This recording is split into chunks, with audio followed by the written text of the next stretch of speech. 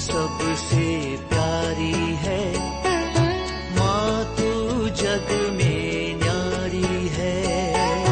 माँ तू सबसे प्यारी है, माँ तू जग में न्यारी है। अपने आंचल में रखना, अपने आंचल में रखना, हमें वरदानों से भरना। माँ तू सबसे प्यारी है, माँ तू जग में न्यारी है। माँ तू सबसे प्यारी है, माँ तू जग में न्यारी है। पिता, पुत्र और पवित्र आत्मा के नाम पर आमीन। आप सबों को जय यीशु। आज का क्लास में विशेष रूप से उन परिवारों के लिए और उसमें विशेष रूप से जितनी बहुएं हैं उनके लिए लेना चाहूंगा। अनेकों परिवार आज नरक बनकर के रहा है। कई पति पत्नी आज डाइवोर्स लेकर के अलग रह रहा है। कई पति पत्नी डाइवोर्स नहीं लिया फिर भी अलग अलग घरों में रहते हैं, शत्रु बनकर के रह रहा है। और कई घर ऐसा है माता पिता रो रो करके जी रहा है अपने बहुओं के कारण, बेटों के कारण, बच्चों के कारण। कई मुझे देखने वाले कई लोग इस प्रकार का समस्या लेकर के मेरे पास आए। मैं इस एक वर्ष के अंदर ही मुझे याद है कम से कम 4-5 तो डाइवोर्स केस को हैंडल किया है। मैं जब उन डाइवोर्स केस वाला जो पति पत्नी दोनों को बिठाता हूं, जब बातचीत किया,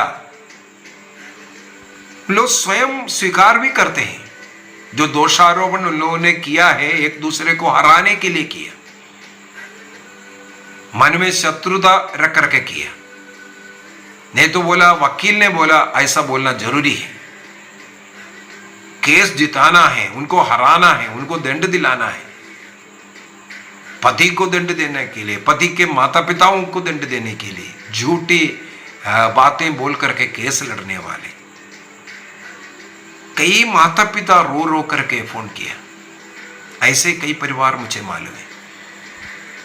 मैंने कई कई जगह पर बहुओं से भी बात किया है, हो सकता है मुझे अभी सुन रहा। इस क्लास के द्वारा ऐसे तमाम लोगों से मैं अनुरोध करना चाहता हूं। कुरिन्थियों का पहला पत्र उसके अध्याय 7 फर्स्ट कुरिन्थियंस चैप्टर 7 वर्स 15 अगर हम पढ़ेंगे उसका लास्ट पार्ट को, वहां पर विवाह के विषय में यह लिखा है, ईश्वर ने आप लोगों को शांति का जीवन बिताने के लिए बुलाया है। हमें मालूम है कुरिन्थियों का पहला पत्र अध्याय 7 विवाह के विषय में, विवाह संबंध के विषय में, उसके विषय में जो प्रश्न पूछा गया उसका उत्तर देते हुए संत पौलुस ने कुरिन्थी के कलीसिया को यह पत्र लिखा था। उसके अंदर संत पौलुस सिखाते हैं कि विवाह में जिन्हें जो बुलावा मिला है एक बुलाहट है। जैसे पुरोहित बनने के लिए, सिस्टर बनने के लिए हम लोग बोलते हैं कि बुलाहट की जरूरत है, बुलाहट, वोकेशन। उसी प्रकार वैवाहिक जीवन के लिए भी एक बुलाहट है, कि विवाह एक बुलाहट है। ईसा मसीह ने सिखाया। तो यहां संत पौलुस कहते हैं कुरिन्थियों को लिखते हुए, ये जो बुलावा प्रभु ने हम लोगों को दिया, किस लिए दिया? शांति का जीवन बिताने के लिए बुलाया है। लड़ाई झगड़ा के लिए नहीं, एक दूसरे को नीचे दिखाने के लिए नहीं, एक दूसरे को हराने के लिए नहीं, एक दूसरे के चेहरे पर कीचड़ उछालने के लिए नहीं, एक दूसरे को जेल भेजने के लिए नहीं, एक दूसरे को दुख देने के लिए नहीं, ये बुलाहट शांति के जीवन जीने के लिए। कैथोलिक कलीसिया का धर्म शिक्षा ग्रंथ में बाइबल के इन बातों के अनुसार विवाह का 3 उद्देश्य लिखा हुआ है। विवाह का 3 उद्देश्य। सबसे पहला उद्देश्य ये, इसमें दंपतियों का आत्म संतृप्ति, जो प्रेम होना चाहिए। दंपति उस खुशी में, उस आनंद में एक बनकर के रहने के लिए ईश्वर ने उन्हें एक हृदय, एक मन, एक तन बनाया। विवाह का पहला उद्देश्य ये है, उन्हें एक बनकर के रखने के लिए। उस एकता का, उस प्यार का जीवन में संतानों की सृष्टि करना दूसरा उद्देश्य है। पहला उद्देश्य सृष्टि कर्म नहीं है, पहला उद्देश्य है उनका खुशी, उनका आनंद, उनका मेल मिलाप, एक बनकर रहना। उस एकता में, उस खुशी में उन्हें संतान की सृष्टि करना दूसरा उद्देश्य है। और तीसरा उद्देश्य में उन बच्चों को ईश्वरीय ज्ञान में पालना पोषना, पढ़ाना लिखाना, जो कार्य करना। ये 3 उद्देश्य। इसका मतलब परिवार का गठन पति पत्नी के विवाह के द्वारा ईश्वर ने इसलिए किया। ईश्वर का पितृत्व दंपतियों को देख करके इसलिए विवाह संस्कार में लोगों को बुलाहट मिला कि वे एक बन करके जीवन जिए। मत्ती के सुसमाचार उसके अध्याय 19 में शिष्य लोग डाउट पूछा, जो ईसा मसीह जिस प्रकार मत्ती का सुसमाचार अध्याय 19 वाक्य 6 के अंदर कहा, जिसे ईश्वर ने जोड़ा है उसे मनुष्य अलग ना करे। इसका मतलब एक बार जुड़ गया है, डाइवोर्स लेकर के, लड़ाई झगड़ा कर करके अलग होना मना किया ईसा मसीह ने स्वयं। जिसे ईश्वर ने जोड़ा है उसे मनुष्य अलग नहीं करना है। इसके बाद फिर सवाल उठा, फिर मूसा नबी ने क्यों बोला है डाइवोर्स के विषय में? वहां उसका भी उत्तर ईसा मसीह ने दिया। वाक्य 8 के अंदर, मूसा ने तुम्हारे हृदय की कठोरता के कारण तुम पत्नी का परित्याग करने का अनुमति दिया था। इसके बाद प्रभु कहते हैं, प्रारंभ से ऐसा नहीं था, तुम इतना कठोर बन गया। अनेकों पत्नियों को रखते हैं, एक विवाह करने के बाद भी दूसरों के साथ भी संबंध रखते हैं। इस प्रकार एक दूसरे को प्रताड़ते हैं शारीरिक मानसिक रूप से। इस प्रकार के कारण, तुम्हारे हृदय की इस कठोरता के कारण मूसा नबी के द्वारा ईश्वर ने अलग रहने के लिए अनुमति दिया था। लेकिन वाक्य 9 में मत्ती का सुसमाचार चैप्टर 19 वर्स 9, वहां पर प्रभु यीशु मसीह क्या कहते हैं? मैं तुम लोगों से कहता हूं, देखो नया रूल क्या है। आदि में क्या रूल था? व्यभिचार के सिवा किसी अन्य कारण से जो अपने पत्नी का परित्याग करता है और किसी दूसरे से विवाह करता है, वह व्यभिचार करता है। मार्कुस का सुसमाचार अध्याय 10 में भी हमें पढ़ने के लिए मिलेगा। यहां पर लिखा है व्यभिचार के सिवा। इसका क्या अर्थ है? इसका एक्चुअल यहां पर जो ट्रांसलेशन व्यभिचार है, एक्चुअल वो शब्द जो यूनानी शब्द इस्तेमाल वहां किया है, अनलॉफुल मैरिज है। एक विवाह वैध होने के लिए मैं 5-6 बातों को कई बार सिखा चुका हूं, क्या क्या बातें होना जरूरी है। उम्र का है, दोनों का अनुमति होना चाहिए, कोई ऐसा बीमारी को छिपा करके जो विवाह जीवन के लिए बाधा उत्पन्न करने वाला बीमारी के विषय में छुपा करके विवाह करना, किसी के दबाव में विवाह करना, तो ऐसी ऐसी जो बातें हैं, और कलीसिया के नियम के अनुसार विवाह ना करना, ये सब देखना है। ये ऐसा विवाह अगर हुआ है, वैध विवाह हुआ है, उसको कोई अलग नहीं कर सकता। यदि अवैध विवाह हुआ, उसको भी पोलिंग नियम कहते हैं। 1 कुरिन्थी अध्याय 7 के अंदर में मिलेगा। यदि ऐसा विवाह अवैध विवाह हुआ, अन्य जाति के लोगों में भाग करके गया, वहां छोड़ने के लिए, क्योंकि प्रभु आपका पहला स्थान है। पहला स्थान जिसके साथ भाग करके गया वो पहला स्थान में नहीं है, पहला स्थान में ईश्वर है। ईश्वर को छोड़ करके तुम कहीं गया है, उसको छोड़ दो। अगर वो यहां प्रभु से आपको अलग कर रहा है, उस संबंध को छोड़ने के लिए बोला है। उसको पोलिंग रूल है यहां पर, इसलिए प्रभु ने भी वही कहा, वे विचार को छोड़कर। इसका मतलब किसी और के साथ रह रहा है, उनके साथ आपको छोड़ दिया, उस समय पर वो डाइवोर्स हो सकता है। व्यभिचार का मतलब है अनलॉफुल विवाह में रहने वाला। तब शिष्य लोग पूछता है एक सवाल, यदि पति और पत्नी का संबंध ऐसा है तो विवाह नहीं करना अच्छा है। तब ईसा मसीह ने क्या जवाब दिया? सब यह बात नहीं समझते, केवल वे ही समझते जिन्हें यह वरदान मिला है। विवाह का एक बुलाहट, एक वरदान है। वरदान प्राप्त व्यक्ति ही केवल उस वरदान के अनुसार जीवन बिताएगा। शैतान के वश में पड़ करके अपने विवाह को नष्ट नहीं करेगा। अनेकों परिवार का ऐसा मुझे मालूम है, विवाह जीवन खराब होने का कुछ कारण तो मैं आज के क्लास में बता कर देता हूं। यदि हमारे जीवन में ऐसा कुछ है, उसको हटा दीजिए। तोबित के ग्रंथ उसके अध्याय 10 वाक्य 12 में बहुत ही सुंदर है। तोबित का ग्रंथ विवाह के विषय में सीखने के लिए मैं बोलूंगा सबसे उत्तम पुस्तक है तोबित का ग्रंथ। उसका अध्याय 10 तोबित चैप्टर 10 वर्स 12, उसको मैं पढ़ना चाहूंगा। विवाह का एक रूप यहां पर दिया हुआ है। तोबिया का विवाह सारा के साथ हो रहा है। होने के बाद उनका विदाई हो रहा है। उनकी विदाई के समय पर उनके माता पिता बेटी से क्या कहते हैं? हर एक माता पिता अपने पुत्री का विवाह कर जब बेचते हैं, इसी प्रकार यही सोच में अपने बच्चों को, बेटियों को बेचना चाहिए। एक आशीर्वाद है।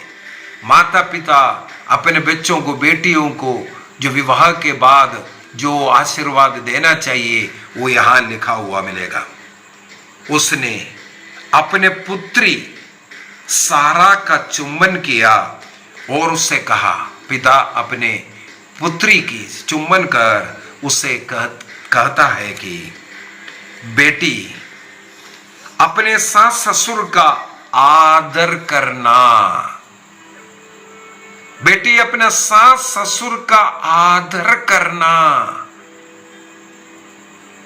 क्योंकि वे अब से उसी तरह तुम्हारे माता पिता है जैसे हम हैं। देखिए, सारा के माता पिता अपने बेटी को विवाह करने के बाद ससुराल बेचते हुए क्या उपदेश दे रहा है। बहुत ही सुंदर। बेटी अपने सास ससुर का आदर करना, क्योंकि वे अब से उसी तरह तुम्हारे माता पिता है जैसे हम हैं। अब से तुम्हें हम दो ही नहीं, चार माता पिता मिल गया। इसके बाद क्या कहते हैं? जिन्होंने तुमको उत्पन्न किया। बेटी शांति में जाओ, मैं तुम्हारे विषय में जीवन भर अच्छी बातें सुनता रहूं। जीवन भर तुम्हारे बारे में ससुराल से, अन्य लोगों से मैं अच्छी बातें सुनता रहूं। तुम ससुराल जाकर के किस प्रकार अपने वहां माता पिता की सेवा करते हैं, वहां के अन्य लोगों की सेवा करते हैं, उनके मुंह से मैं अच्छी बातें, उस गांव के लोगों से अच्छी बातें तुम्हारे बारे में मैं सुनना चाहता हूं। तुम्हारी सेवा, तुम्हारा प्रेम मैं सुनना चाहता हूं। क्या आशीर्वाद ये माता पिता अपने बच्चों को दे रहा है। उसने उसका चुंबन किया और दोनों को विदा किया। हर माता पिता अपने बच्चे के विवाह के समय पर यही उपदेश देना है। लेकिन दुख की बात है, अनेकों घर अपने बेटियों को तो विदा किया, इसके बाद रिमोट कंट्रोल बन करके रहता है। दिन में 50 बार अपने बेटी को फोन करता है, या बेटी अपने मायके में फोन करता है। हर रनिंग कमेंट्री अपने घर में माता पिता को सुनाता है। ससुराल में क्या किया, क्या खाया, क्या पिया, क्या कर रहा है, वो कहाँ है, ये कहाँ है, उसने क्या कहा, इसने क्या कहा। इस प्रकार का रनिंग कमेंट्री जिस व्यक्ति, जिस बेटी या जिस माता पिता ये करते हैं, वो उनके बेटी के जिंदगी को बर्बाद कर रहा है। ऐसे रिमोट कंट्रोल बन करके मुझे मालूम है अनेकों घर नष्ट है। वे हाल ही में एक मां मुझे फोन कर करके यही उपदेश, अपने जो बहू है मां के साथ रोज घंटों बातें करता, हर बात। वहां से फिर डायलॉग ये मिलता है उस उपदेश के अनुसार, यहां हमेशा लड़ाई झगड़ा, हमेशा लड़ाई झगड़ा। ये बहू कोई काम नहीं करता है बोलता है। उनको एक बेटी है, उसको भी अच्छी तरह देखभाल नहीं करते हैं, समय पर उसको खाना नहीं खिलाते हैं, उसको स्कूल जाने आने में उसका सही देखभाल नहीं करते। यही सास ससुर को देखना पड़ता है। सुबेरे उठ करके 10 बजे उठ करके आती है माँ, बुजुर्ग माँ है, वो ब्रेकफास्ट खाना सब तैयार कर करके देना। मैंने बोले उसको कुछ मानसिक पीड़ा है, कोई बीमार है, साइकियाट्रिक इलाज करना चाहिए ऐसे जो बहुओं का। यहां पर एक बहुत सुंदर उपदेश है। तोबित का ग्रंथ अध्याय 10 वाक्य 12 को पढ़िए। माता पिता, जिस घर में ऐसा माता पिता अपने बेटियों के साथ रिमोट कंट्रोल बन रहा है, उस बेटी का वैवाहिक जीवन को आप बर्बाद कर रहा है। लिख करके रख दीजिए। और जो बेटी अपने ससुराल का हर बात फोन से अपने मायके सुनाते हैं, अपने माँ को, माता पिता को सुनाते हैं, वो अपने पैरों पर कुल्हाड़ी मार रहा है। इस प्रकार आप अपने वैवाहिक जीवन को नष्ट कर रहा है। जितना अधिक यहां पर आप कमियां ढूंढना शुरू करेगा, उतना अधिक आप मानसिक तौर पर इस घर से, पति से, उनके माता पिता से, अन्य लोगों से आप दूर जाता जाएगा, क्योंकि आप उनमें कमियां ढूंढ रहा है। लेकिन बाइबल ये नहीं बोला है आपको वहां का जज बना करके या कमांडर बना करके वहां नहीं भेजा है। आप वहां पर उस परिवार के एक अंग बन करके रहने के लिए बुलाया। यदि हम स्तोत्र ग्रंथ 45 को पढ़ेंगे, बहुत ही सुंदर है, उसको भी मैं पढ़ना चाहूंगा। साम 45, स्तोत्र ग्रंथ 45 में स्तोत्रगार गाते हैं। Psalm 45 verse 11 and 12, स्तोत्र ग्रंथ 45 वाक्य 11 और 12। वहां पर स्तोत्रगार गाते हैं, पुत्री इधर देखो और कान लगा करके सुन लो। यदि ऐसे बहुआ बेटियां मुझे सुन रहा है, बाइबल का लिखा हुआ है, इधर देखो और कान लगा करके सुन लो। तुम अपने लोगों को और अपने पिता के घर भूल जाओ। तुम अपने पिता का घर, अपने लोगों को भूलो करके कहते हैं। क्यों भूलना है? आगे लिखा है, जिससे राजा तुम्हारा पति तुम्हारे सौंदर्य का अभिलाषा करे, वह तुम्हारी स्वामी है, उन्हें दंडवत करो। उस स्वामी से जिससे ईश्वर ने तुम्हें एक बनाया, तुम दोनों मिलकर के इस घर का एक व्यक्ति है। आज भी मैं फलाना खानदान का, मैं फलाना घर, मेरे घर में ऐसा होता था, मेरे घर में ये, मेरे माता पिता ऐसा था, ऐसे इससे सोचना बोलना ये एक बहुत बड़ा गलती है।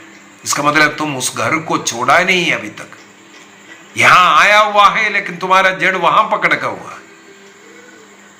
जब तक तुम वहां से कट करके यहां पति के साथ एक नहीं होगा, तुम्हारे मन में हमेशा कमियां दिखेगा, कमियां दिखेगा।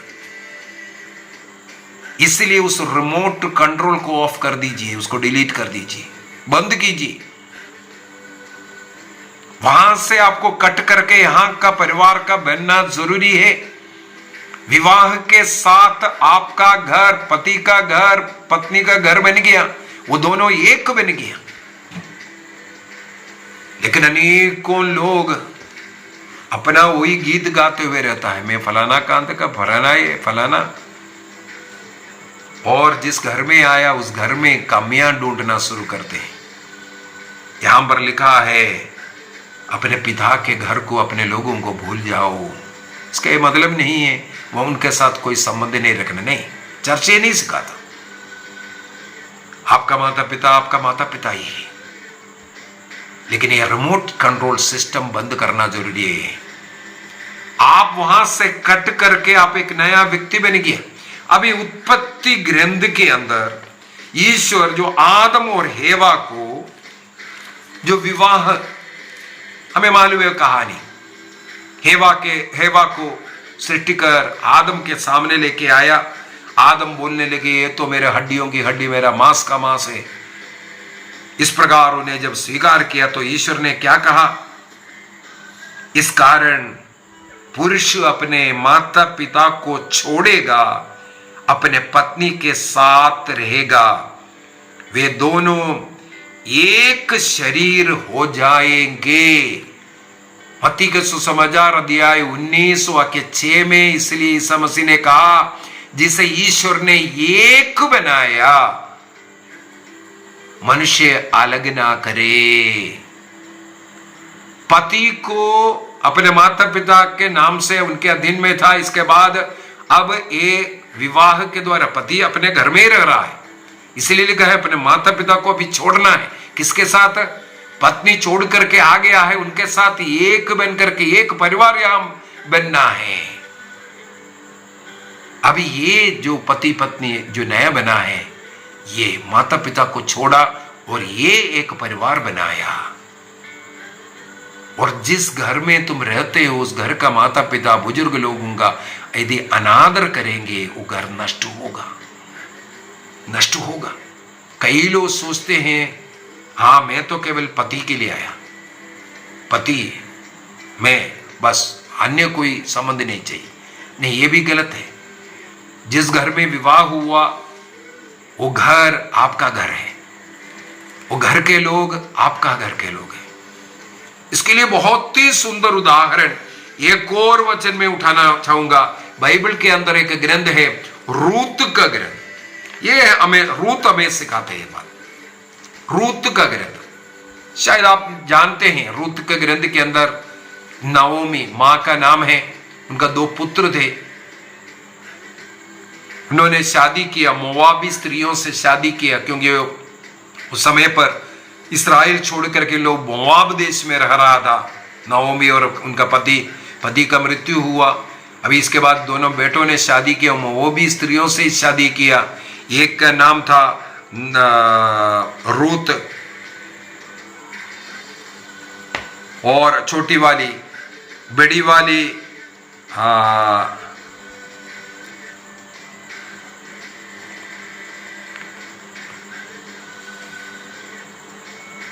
दोनों अब हुए फिर औरपा, बड़ी वाली के नाम है औरपा और छोटी वाली का नाम है रूत।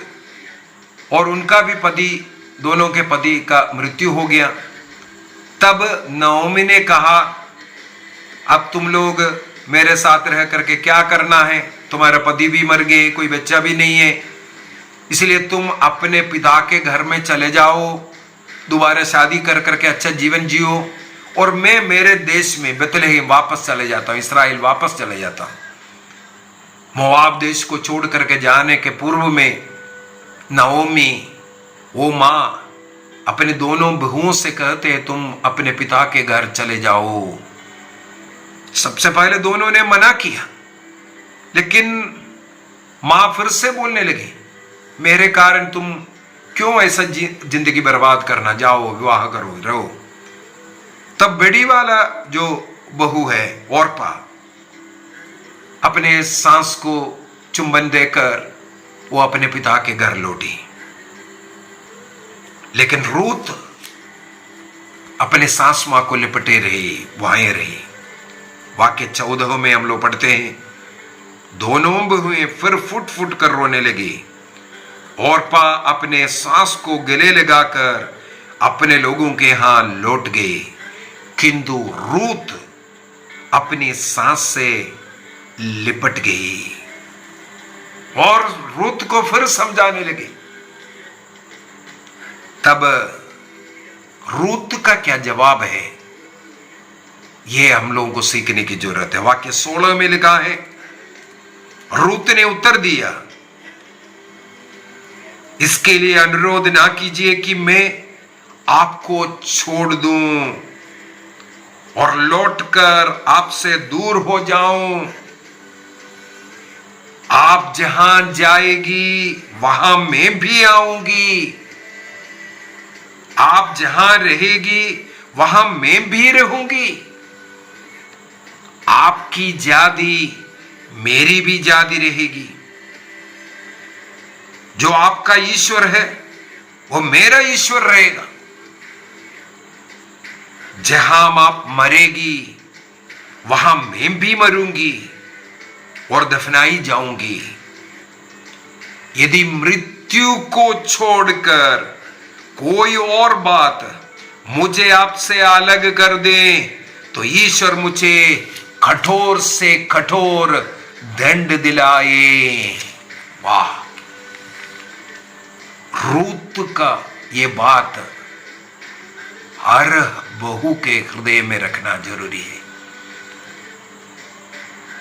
तुम जहां जाएगी वहां मैं जाऊंगी, जहां रहेगी मैं वहां रहूंगी। तुम्हारा ईश्वर मेरा ईश्वर, तुम्हारे जाति के लोग मेरा, तुम्हारा देश मेरा देश, तुम्हारा घर मेरा घर, तुम्हारे पास जो कुछ है वो मेरा। इस प्रकार के विचार, जहां तुम मरेगी वहां मैं भी मरना चाहती हूं, यह है ईश्वर ने जिसे एक बनाया। यह तो एक मोआबी अन्य जाति की स्त्री की कहना है। यदि एक अन्य जाति की स्त्री इस प्रकार कहा, इजरायली नहीं है, ये एक मोआबी स्त्री, ये इस प्रकार कहने के कारण और नोमी के साथ वो बेथलेहम गए। आगे की कहानी हमें मालूम है, वहां जाकर के वो इस्राएली एक पुरुष के साथ विवाह उनके होता है। इसके बाद उससे जो बच्चा पैदा हो रहा है वो दाऊद का दादा बनता है। इसका मतलब दाऊद के घराने में ईसा मसीह के जन्मावली में 4 स्त्रियों का नाम है, उनमें से एक नाम ये रूत है। ईसा मसीह के जन्मावली में मोआबी स्त्री इस रूत का नाम इसलिए जुड़ा है क्योंकि वह अपने पति के घर वालों को अपना समझा, प्यार दिया, उनका घर मेरा घर समझा, उनकी मां मेरी मां समझा। इस प्रकार का एक जीवन जीने की जरूरत है। अनेकों घरों में यही एक शिकायत मिलते हैं। बहू कहीं और रहते हैं, कभी कभी आते हैं ना बच्चे, बहू सब, कई ऐसा कमले नहीं मिलते हैं, आते हैं रिश्तेदार बन करके। अपने माता पिता से मां के घर में आए हैं रिश्तेदार बन करके। किचन में भी कोई काम मदद नहीं करते हैं, ना कोई झाड़ू पोछा, कोई काम में मदद नहीं करने वाले, मेहमान बनकर के रहने वाले कुछ बेटे बहुएं। कितना अशोभनीय कार्य है। इसका मतलब यही दिखाता है वह हृदय से अपने घर से अलग है, अपने ससुराल को अपना घर नहीं माना है। और अनेकों ऐसे लड़कियां हैं जो अपने घर के, जो ससुराल के विषय में अपने मायके सुनाने वाले। एक बहुत बड़ा पाप है, अपराध है, निंदनीय बात है। इस प्रकार अनेकों बच्चों का जीवन बर्बाद है। ससुराल में अगर कोई कुछ एक शब्द भी अगर बोला, वो ढूंढते रहता है झगड़ा करने के लिए, ऐसे ऐसे शब्दों को। अगर उधर सामने झगड़ा नहीं किया तो पति से तो रात भर दिन भर झगड़ा करते रहेंगे उस बात पर, तुम्हारा बाप तुम्हारा माँ ऐसा बोला बोलकर। कितना परिवार इस प्रकार नष्ट हो रहा है। कई बच्चे इस प्रकार अपने बुजुर्ग माता पिता छोड़ करके अलग रह रहा है। यह सब शाप लाता है अपने घर में, आपके जीवन में, आपके संततियों में यह शाप लाता है। इन बुजुर्ग माता पिताओं का आंसू गिरना, प्रवक्ता ग्रंथ अध्याय 3 वाक्य 11, तुम्हारे घर का नींव उखड़ जाएगा, शाप लाता है घर में। कई ऐसे परिवार है, पति सर्विस कर रहा है, पैसे को बस उठा रहा है। अपने माता पिता को देखो, एक पुरुष का दायित्व है अपने घर को चलाना, अपना पत्नी बच्चे, वो साथ ही साथ अपने माता पिता के साथ भी उनका एक रिश्ता होता है। हमारा समाज यही सिखाते हैं। हमारे भारत देश के समाज के अंदर ऐसे एक सामाजिक फैमिली व्यवस्था है। जो पुरुष, जो बेटे लोग हैं, अपने माता पिता का भी देखभाल करना है। अगर जिस घर में बेटा नहीं है, केवल बेटी बेटी है, उन बेटियों का दायित्व भी है अपने माता पिता, अगर विवाह भी हुआ, ससुराल भी गया, लेकिन अपने माता पिता का ख्याल रखना। यदि उस घर में कोई पुरुष है, उनका दायित्व है, बेटियों का नहीं। इसके बाद ज्यादा बेटी उनके घर में ये नहीं, हाथ नहीं डालना चाहिए।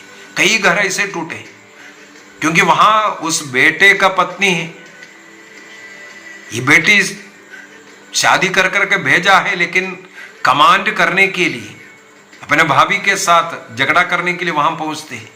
इसलिए उनका वैवाहिक जीवन को तोड़ने वाली भी मिलेगा। तुम्हारा शादी कर करके अगर विदा किया है, तुम अपना घर का देखो ना, जिस घर में गया उस घर को देखो, अपने मायके के विषय में ज्यादा मत सोचो। कई पत्नियां ऐसे हैं, अपने माता पिता, जो पति के जो माता पिता हैं, सास ससुर, उनका मदद करने के लिए मना करते हैं, उनका इलाज करने। और कई लोग नौकरी नहीं करते, ऐसे लोगों को जो थोड़ा आर्थिक जरूरत है, बेटे लोगों का जिम्मेदारी है माता पिताओं को देखना। इसके लिए मना करना बहुत बड़ा पाप है। और एक बार मुझे याद है, एक पति पत्नी बहुत झगड़ा करके आए हैं मेरे पास। उनसे बातचीत में पता चला झगड़ा के पीछे का कारण है पत्नी उनके भाई के लिए एक मोबाइल, वो भी पता नहीं आजकल का जो बड़ा आईफोन पता नहीं कितना है, 60-70 हजार का कुछ फोन था, वो खरीद करके देना है। वो भाई ने आग्रह किया। ये तो कहीं 10-15 हजार की कोई नौकरी कर रही है, वो भी नौकरी कर रहे हैं, और पति सरकारी नौकरी में है, और पति का पैसा बीच बीच में घर में बेचते हैं। और भाई वो बहुत ऐसा पैसा उठाने वाला लड़का है, उसको बार बार उसको पढ़ाई के लिए, उसके लिए, इसके लिए बोल करके उसको मदद। पति भी, मैंने बातचीत में मुझे ऐसा लगा वो भी मदद करने के लिए तैयार था। हाँ वो गरीब है बोल करके हाँ होने दो। लेकिन उनको तब गुस्सा आया जब इसने आईफोन का डिमांड किया, और ये लड़की अपने भाई को आईफोन देने का झगड़ा हुआ। जब मेरे पास आए, झगड़ा है, बातचीत में पता चले आईफोन के कारण है। पति ने साफ साफ बोला, देखो ब्रदर, मेरे पास ये फोन है, मैं इतना रुपये का फोन इस्तेमाल कर रहा हूं, और उसका भाई कोई काम नहीं कर रहा है, ऐसे ऐसे बेकार घूम रहा है और यहां से लुटते जा रहा है, उसको शर्म नहीं आता ऐसे ऐसा करके। तो वो चिल्ला रही थी, देखो कैसे कैसे बात करते हैं। इस प्रकार वहां पर भी वो चिल्ला रहे थे। मुझे समझ में आया, मैंने उनको सिखाया थोड़ा बहुत, ये सोच भी गलत है। उस लड़के को उस लायक बनाओ, उसको कहीं ना कहीं एक छोटा मोटा काम करने के लिए कहो। जब तक वो काम कमाए नहीं रहा है, उसको 2000 का मोबाइल ही काफी है। जब तक वो कमा नहीं रहा है, केवल तुमसे लूट कर करके खा रहा है और अयाशी करना चाह रहा है, और वो कारण तुम्हारे घर को बिगड़ रहा है, तुम्हारे घर में लड़ाई झगड़ा का कारण बन गया है, वो उसको बेटी तुम अलग करो। ऐसे ऐसे कई कारण, कई रिश्ता अनेकों घर को बर्बाद किया है। एक और पति अपना एक मकान बनाना चाहते, घर, उनको घर नहीं अच्छा, लेकिन उनकी पत्नी जो उतना भी ये कमा करके लेके आ रहा है, अपने घर में, अपने मायके में घर बन रहा है, उनको मदद करते जा रहा है, लाखों रुपया। वो सुनकर के मैं भी हैरान हुआ। खुद का मकान नहीं है उसको, उसमें चिंता नहीं है, उसको चिंता है पूरा हमारा मायका, हमारा घर, मेरे मम्मी पापा का घर, वहां भाइयां हैं, सब कुछ है। घर इसलिए टूट रहा है, एक सामाजिक व्यवस्था है। मैं ये नहीं बोल रहा है स्त्रियां अपने माता पिता का मदद नहीं करना है, एक लिमिट है। माता पिता भी, ऐसा माता पिता भी बेटियों से आग्रह ज्यादा नहीं करना चाहिए, जिसके द्वारा बेटियों का घर बर्बाद होता है। ऐसे अनेकों कारण, मैं कुछ कारण तो ऐसे नोट कर रखा था, याद आ जाए। कोर्ट केस में गया हुआ है। मैंने एक बहन से बात किया, वो बातचीत से वो स्वयं बोल रहा है, उनके मन में एक नफरत आया हुआ है। मैंने बोला क्या कारण है बेटी, बोलो। नहीं, हम लोगों को ये इनका जो माता पिता शांति से जीने नहीं दे रहे। मैंने बोला कोई कारण तो बता दो, क्योंकि उससे पूर्व में मैं इनके माता पिता से भी बात किया, इसलिए मुझे मालूम है कुछ बार। इसलिए मैंने उससे पूछा उन्होंने क्या गलती किया, तुम लोगों के जीवन में क्या, किस प्रकार हस्तक्षेप कर रहा है, तो बताओ ना। बस ये वो कुछ बोल करके, लेकिन उनके मन में ऐसा एक विरोध, एक गुस्सा रखा हुआ है, उनको खुशी से जीने नहीं देना। अब वो जेल में भेजने के लिए पति को भी छोड़ करके ससुरा अपना मायका गया, वहां से कोर्ट केस डाल दिया। और उस वकील ने तो ऐसा मुद्दा बना करके, वो पति मेरे से बोला, मैंने उस बेटी से पूछा बेटी कब आपको पति ने मारा, आपके जीवन को खतरा है वहां करके आपने लिखा है करके बोला, और सास ससुर आपको क्या बोलता है मारने के लिए विष दिया, ये दिया, कब हुआ। वो बेटी क्या कहते हैं मालूम है, वकील ने बोला ऐसे ऐसे कुछ डालना पड़ेगा, तब आपको उनको पनिशमेंट दे पाएगा। किसी भी हद तक जा सकता है, झूठ का हद तक जा सकता है। एक मानसिक पीड़ा है, मानसिक रोग है। इसके लिए चाहिए एक अच्छा साइकेट्रिक के पास जाकर के इलाज करवाए। ऐसे ऐसे जहां लड़ाई झगड़ा है, कई बार मैं आदेश देता हूं लोगों को, काउंसलिंग बहुत जरूरी है। पति पत्नी जो इसके साथ भी झगड़ा है, सब मिल करके काउंसलिंग करना है। अच्छा काउंसलिंग जाइए, रिट्रीट में जाइए, काउंसलिंग करना बहुत जरूरी है। इसको बढ़ावा मत दीजिए। बढ़ने के पूर्व में काउंसलिंग कीजिए, बैठ जाइए, समस्या क्या है, दोनों पक्ष एक अच्छा काउंसलर के सामने बैठेंगे, खुल जाता है। अन्यथा मानसिक पीड़ाएं ये सब बढ़ते बढ़ते जाएगा। इस प्रकार का, इस बीमारी से बचने का मैं कुछ उपदेश देना चाहूंगा। सबसे पहले, आपके घर में लड़ाई झगड़ा अगर बढ़ रहा है, इसका पहला कारण है आपके घर में पारिवारिक प्रार्थना नहीं है।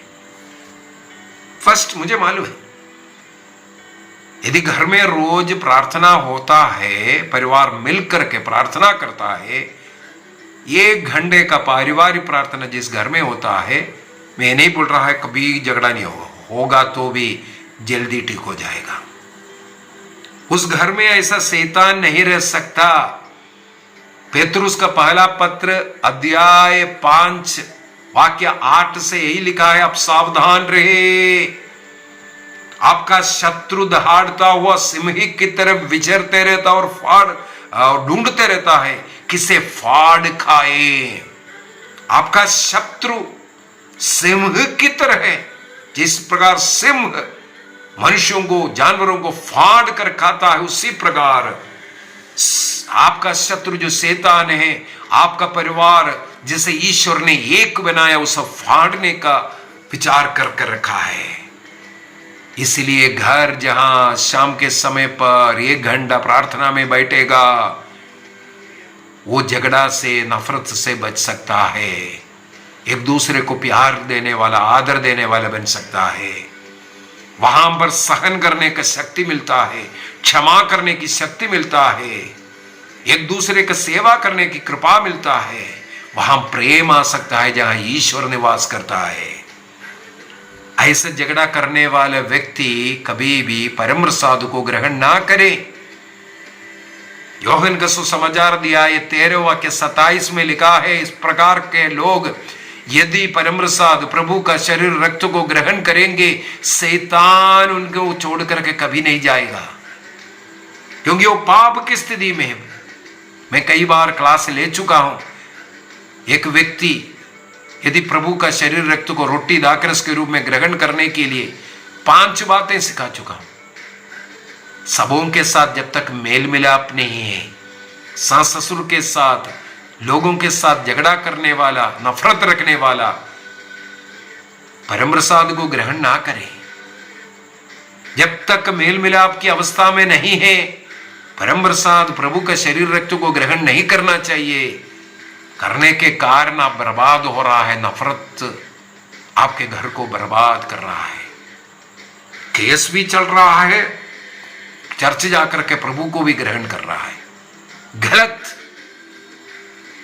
जिसका ऐसा कोर्ट केस चल रहा है, लड़ाई झगड़ा चल रहा है, उनको परम प्रसाद ग्रहण करने का अनुमति नहीं है।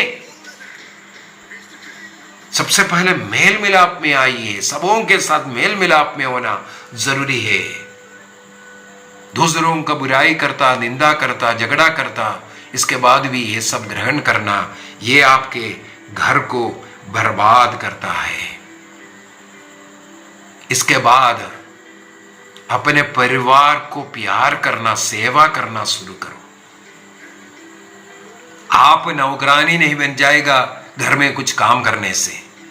घर का कोई सेवा करने से आपका कोई इज्जत नीचे नहीं होगा, बल्कि आपकी इज्जत बढ़ता है, इज्जत बढ़ता है। मैं एक छोटा सा एक और उदाहरण बोल दूं। मेरे केरल में जो चर्च में हम लोग सब देखते हैं, हम लोग सब तारीफ करते हैं। एक बहू और एक सास माँ का, दोनों मिलकर के घर से आते हैं।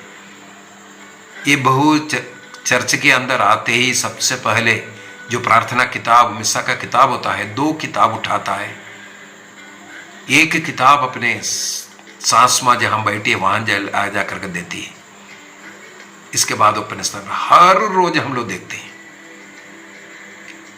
जहां वो सास माँ चर्च से बाहर निकला, उनकी जूता लेकर के तुरंत वो बहू उधर पहुंचते हैं पहनाने के लिए। इस प्रकार एक दूसरे को प्यार करने वाला, आदर करने वाली सब लोग उस बहू के विषय में बातें करते हैं, हम लोग सब बोलते हैं आप कुछ आशीष कृपा ज्यादा आपको मिला है इसलिए ऐसे एक बहू मिला है।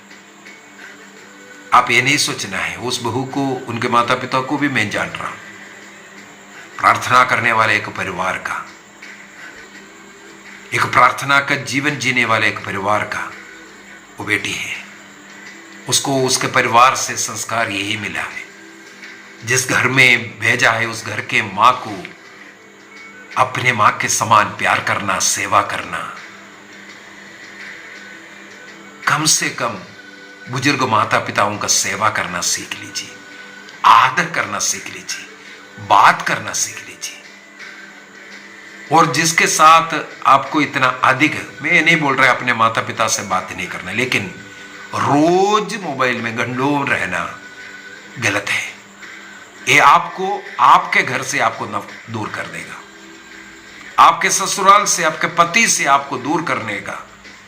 यदि जब तक आप, जैसे स्तोत्र ग्रंथ 45 में हम लोगों ने पढ़ा, अपने घर को, अपने पिता के घर को जब तक भूलेंगे नहीं, हाँ सप्ताह में एक बार या 2 बार या डेली भी करना है तो 1 बार कर लो, जरूरत नहीं है। कभी कभी फोन करना चाहिए, हाल चाल पूछना चाहिए, और यहां की कमियों को वहां बोलना और वहां से यहां कंट्रोल करना, ये बंद कर दीजिए, ये बंद कर दीजिए। अपने ससुराल को प्यार कीजिए, सास ससुर को प्यार कीजिए, अन्यथा स्वर्ग नहीं जा सकता है।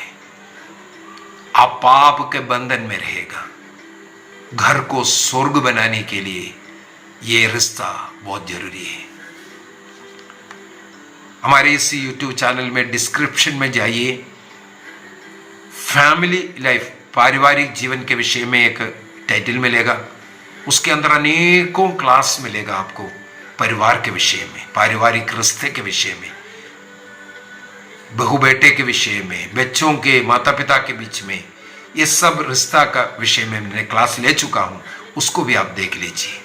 आइए हम अपनी आंखें बंद करें, प्रभु को धन्यवाद दें अपने परिवार के लिए, अपने जीवन साथी के लिए, अपने बच्चों के लिए, अपने माता पिता, अपने सास ससुर, सबों के लिए धन्यवाद दीजिए। याद कीजिए, माता पिता अपने बेटी बेटे लोगों के साथ ज्यादा मोहब्बत प्यार करते हुए उनके जीवन साथी के विरुद्ध, उनके सास ससुर के विरुद्ध यदि कुछ कहा है, पश्चाताप कीजिए। आप अपने बच्चों के जीवन को इस प्रकार बर्बाद कर रहा है। कभी भी ईश्वर ने जिन्हें जोड़ा है उसे अलग करने का, उनके विरुद्ध में बोलने का प्रयत्न ना करें। पति के माता पिता अपने बहू के विषय में कुछ ना बोले, उनके विरुद्ध ना बोले, उनके माता पिता के विरुद्ध में ना बोले। उसी प्रकार बहू के माता पिता अपने बेटी से ज्यादा मोहब्बत करते हुए गाइड मत कीजिए, ये करो वो करो, क्या काया। यह सब उस बेटी को उनके घर से अलग करा रहा है। वे एक बन करके प्रेम से उस घर में रहने दो, जिस हालात में है उस हालात में रहने दो।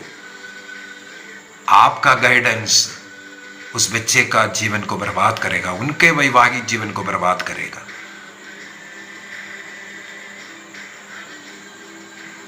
उस बेटी को वहां पर खुश रहने के लिए आप प्रयत्न कीजिए, उनके लिए रोज प्रार्थना कीजिए, उनके लिए त्याग कीजिए, सहन कीजिए।